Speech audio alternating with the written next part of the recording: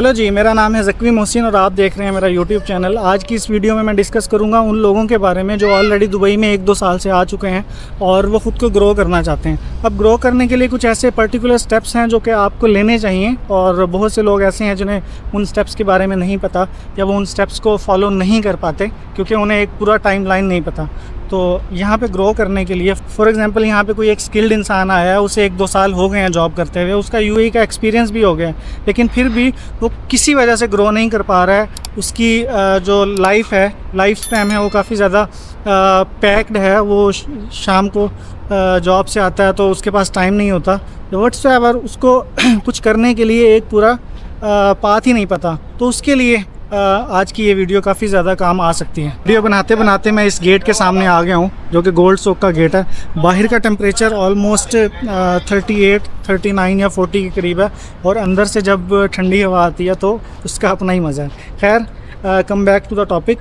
अगर कोई भी इंसान जो यहाँ पे जॉब कर रहा है उसके पास मास्टर्स है और साथ में यूएई का एक्सपीरियंस भी आ गया, तो उसे आगे बढ़ने के लिए जो सबसे ज़्यादा अहम चीज़ फर्स्ट नंबर पे चाहिए होगी वो होगी उसका ड्राइविंग लाइसेंस।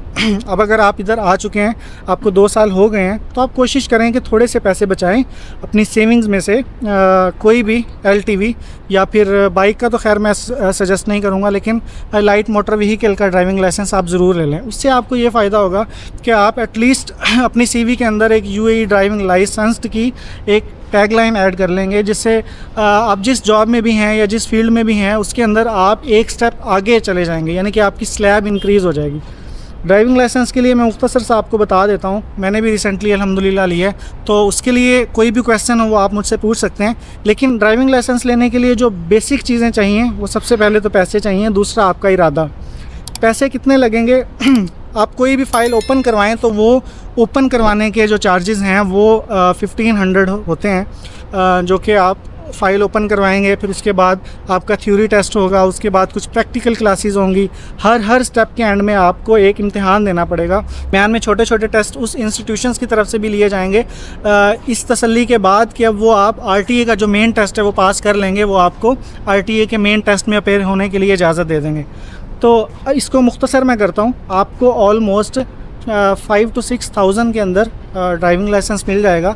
और ड्राइविंग लाइसेंस लेने के लिए आपके पास 1 से 3 माह होने चाहिए। बस ख्याल कीजिएगा कि उस दौरान ड्राइविंग लाइसेंस शुरू ना कीजिएगा कि जिस दौरान आपने घर छुट्टी पे जाना हो, क्योंकि आरटीए हर 3 माह के बाद एक आपको परमिट जारी करता है जो कि 120 दिरहम का होता है। उस परमिट के एक्सपायर होने के बाद आपको नया परमिट लेना पड़ता है, जो कि आप भले वो 6 मंथ में क्लियर करें तो 2 परमिट आपके लगेंगे।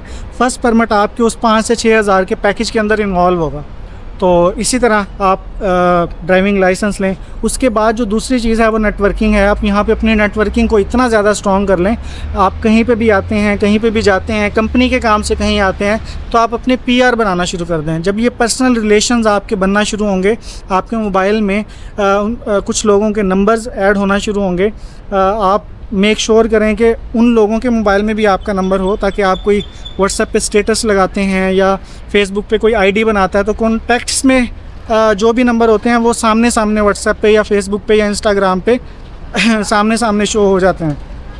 तो वो आपको कहीं ना कहीं इनडायरेक्टली देखता रहेगा, उसके माइंड में आपकी एक छवि बार बार आती रहेगी, और जब कभी उसे ज़रूरत होगी किसी काम की तो वो डेफिनेटली आपके बारे में जानता होगा कि एक फ़लाँ इंसान था जो इस प्रोफेशन के अंदर एक्सपर्ट है, और अपनी एक्सपर्टीज़ के हवाले से उससे बार बार डिस्कस करते रहें। उससे ये फ़ायदा होगा, आपकी पर्सनैलिटी उसके सामने होगी, दूसरा आपका प्रोफेशन भी उसके सामने होगा। एक और चीज़ जो मेरे और सबके नज़दीक काफ़ी ज़्यादा है वो है कॉन्टीन्यूस लर्निंग। अगर कॉन्टीन्यूस लर्निंग की तरफ आपकी तवज्जो है और डेली बेस पे आप ये सोच रहे हैं कि आपने कुछ ना कुछ नया सीखा है, तो डेफ़िनेटली इसका आपको बहुत ज़्यादा फ़ायदा होगा। आपके इर्द गिर्द जो चीज़ें आपको नहीं आती और वो किसी के लिए अपॉर्चुनिटी क्रिएट कर रही हैं, तो आप ज़रूर ब ज़रूर उसके बारे में भी देखना शुरू कर देंगे, और कोशिश करें कि अगर वो छोटी सी स्किल है तो वो आप बड़ी अच्छी तरीके से सीख लें। अगर वो कोई सर्टिफिकेशन है तो उस पर भी आप कोशिश करके सीख सकते हैं, लेकिन मेक श्योर करें कि वो सर्टिफिकेशन आपको फ़ायदा भी दे। ऐसा ना हो कि जल्दी में वो सर्टिफिकेशन या वो स्किल तो सीखना शुरू कर दें लेकिन वो आपके लिए फ़ायदेमंद ना हो। तो इस चीज़ को मेक श्योर ज़रूर करें, इस चीज़ की तसल्ली ज़रूर करें कि वो आपके लिए फ़ायदेमंद होनी चाहिए। इसके बाद जो एक अगली चीज़ है वो सॉफ्ट स्किल्स हैं।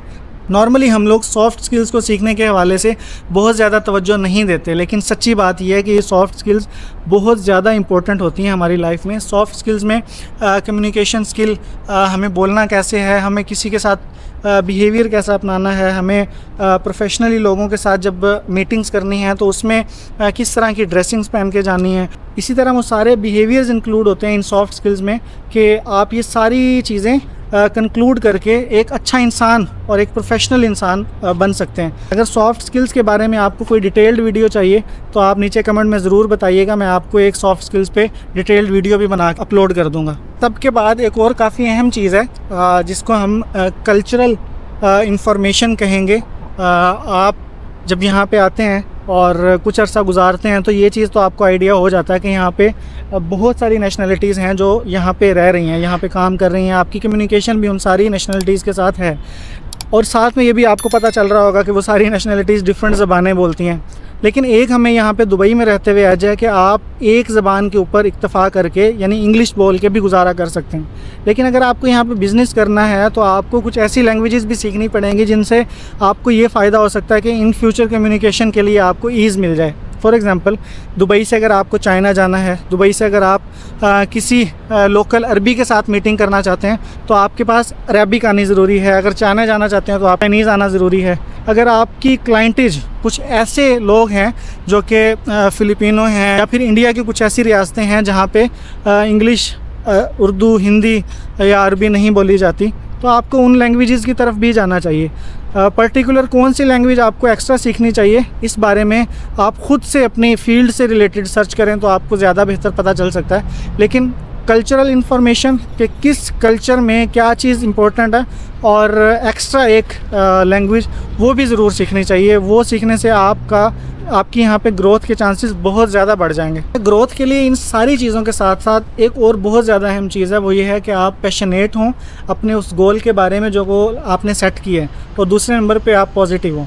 पैशनेट होना इसीलिए ज़रूरी है क्योंकि अगर हम किसी चीज़ के बारे में पैशनेट होते हैं, फॉर एग्ज़ाम्पल अभी रिसेंटली iPhone 16 आया, iPhone 16 अगर किसी ने ख़रीदना है तो वो डेफिनेटली अपने दिमाग को, अपने जो शॉर्ट मेमोरी है जिसको हम कंप्यूटर की ज़बान में रैंडम एक्सेस मेमोरी कहते हैं, उस मेमोरी के अंदर हम अपने कानों को ऐसे खोल के रखते हैं कि जो भी इंसान iPhone 16 के बारे में डिस्कशन कर रहा होगा हमारे पास उसकी इन्फॉर्मेशन खुद ब खुद आना शुरू हो जाएगी। और हम अपने दोस्तों के साथ नॉर्मली डिस्कशन के अंदर वो चीज़ बार बार लेके आएंगे कि क्या आपको मालूम है कि किस तारीख को आना है, आएगा तो उसका रेट क्या होगा, उसका कैमरे का रिज़ल्ट क्या है। ये सारे सवालात हमारी नॉर्मल ज़िंदगी में हम कहीं ना कहीं से पूछ रहे होते हैं, ये सारी इन्फॉर्मेशन ले रहे होते हैं क्योंकि हम उस बारे में पैशनेट होते हैं। तो आपको अपने गोल के बारे में इसी तरह पैशनेट होना पड़ेगा कि आप अपनी रूटीन लाइफ के अंदर ये सारी इन्फॉर्मेशन भी साथ साथ गैदर करते रहें। वो गैदर करने से क्या होगा कि आहिस्ता आहिस्ता आप बाकायदा तौर पे अपनी मंजिल के करीब नहीं हो रहे होंगे, लेकिन इनडायरेक्टली आप बहुत ज़्यादा इन्फॉर्मेशन के ज़रिए, मालूमात के ज़रिए अपनी मंजिल तक पहुंचते हुए एक ना एक स्टेप पूरा करते जाएंगे। तो इस सारे कामों के लिए आपके पास एक गोल होना चाहिए और उस गोल के हवाले से आप पैशनेट होने चाहिए कि मैंने इस मंजिल पे पहुंचना ही पहुंचना है। और इसके साथ साथ एट द एंड पॉजिटिव रहें, कोई भी ऐसा शॉर्टकट यूज़ ना करें जिस शॉर्टकट से आपको ये फील आए कि कोई आप इलीगल काम कर रहे हैं, कोई आप गलत काम कर रहे हैं, या इस सारे प्रोसेस जो कि आप कर रहे होंगे वो उस मुल्क की कॉन्स्टिट्यूशन के अगेंस्ट हो। तो ये सारी चीज़ें जो मैंने आपको बताई हैं ये बिल्कुल एक नॉर्मल इंसान को पता होनी चाहिए। इस चीज़ की कमी हमें इसलिए फ़ील होती है क्योंकि हमारी उस तरह काउंसलिंग नहीं की हुई होती। तो ये काउंसलिंग करना अगर हमारे पेरेंट्स की ज़िम्मेदारी थी तो इसी तरह हमारी भी ज़िम्मेदारी है कि हम अपने आने वाली नस्लों की काउंसलिंग उस तरह करें, और उनकी काउंसलिंग हम तब कर सकेंगे कि जब हमारी काउंसलिंग कोई ना कोई करेगा। तो हमारा जो एक्सपीरियंस है वो सबसे पहले हम उसका एक्सपेरिमेंट खुद पे करें, और फिर हमारे पास जो एक ऑथेंटिक इन्फॉर्मेशन होगी वो वाली सारी इन्फॉर्मेशन हम अपने बच्चों में या अपनी अगली नस्लों में डिलीवर कर सकते हैं। तो जुड़े रहिए मेरी वीडियोज़ के साथ। आज की वीडियो के अंदर होपफुली मैंने सारी वो बातें कवर कर दी हैं जो कि नॉर्मली कोई इंसान ग्रो करने के लिए जानना चाहता है। और उसको ट्रैक नहीं मिल रहा होता, और फाइनली इन सारी बातों से आपको एक ना एक ट्रैक ज़रूर मिल जाएगा।